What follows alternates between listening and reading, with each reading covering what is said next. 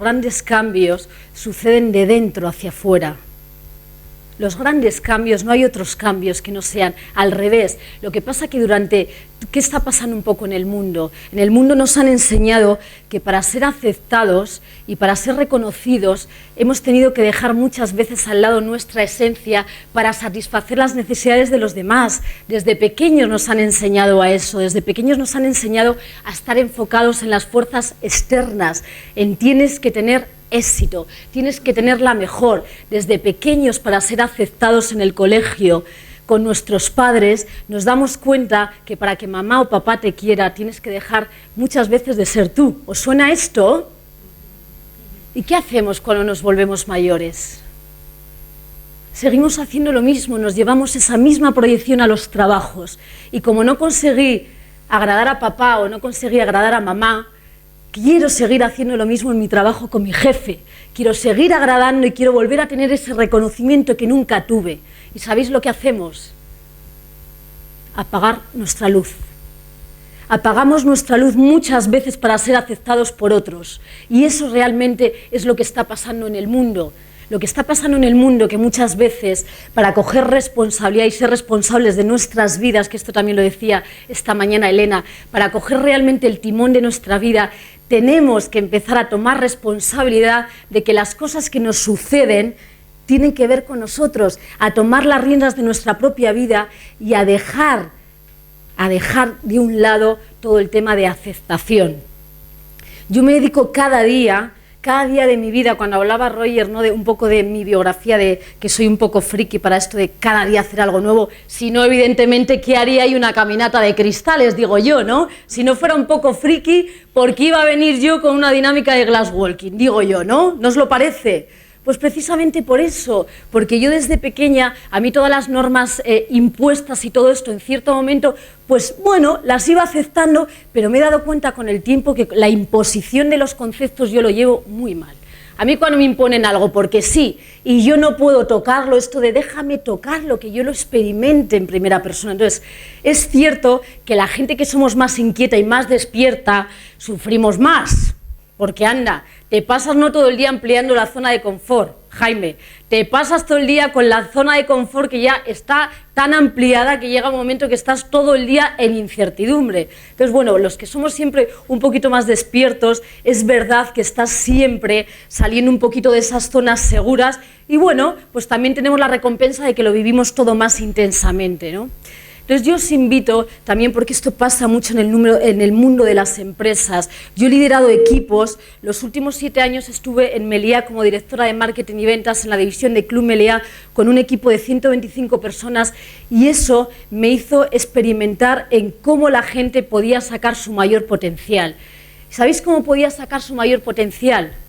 Cuando a la gente la aceptabas tal y como era, cuando a la gente le permitías ese espacio para brillar.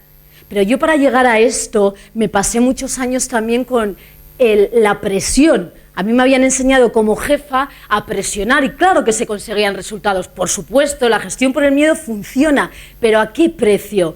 En momentos de crisis como hemos pasado, momentos de que ahora mismo las cosas no van tan bien, no necesitamos presión. Si queremos obediencia, por supuesto que los sistemas antiguos funcionan, pero si realmente queremos a gente comprometida, que ame lo que hace, necesitamos permitirles ese espacio para que brillen, necesitamos ese espacio para que puedan crear y desde el crear las cosas van a creer mucho más en sí mismos.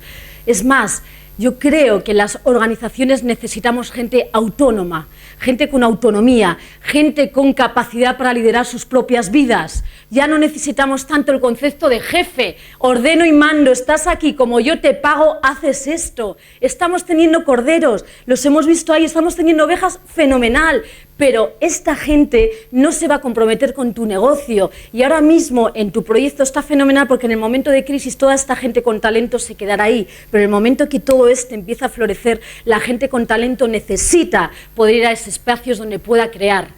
Otra de las cosas que se necesita en las empresas, maestría, y la maestría se consigue cuando quieres ser mejor en algo que te gusta, pero tiene que ser algo que te guste. Yo quiero ser maestra en algo que me guste. Yo quería, cuando hace 2 años y medio decidí dedicarme al mundo de la formación y de hablar en público, me daba pánico hablar en público, fíjate tú. Y dije yo, ¿y ahora cómo hago esto?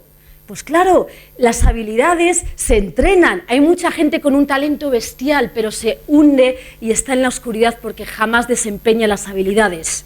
Las habilidades son entrenamiento, lo han estado diciendo toda la mañana, pero es que no es que es una broma.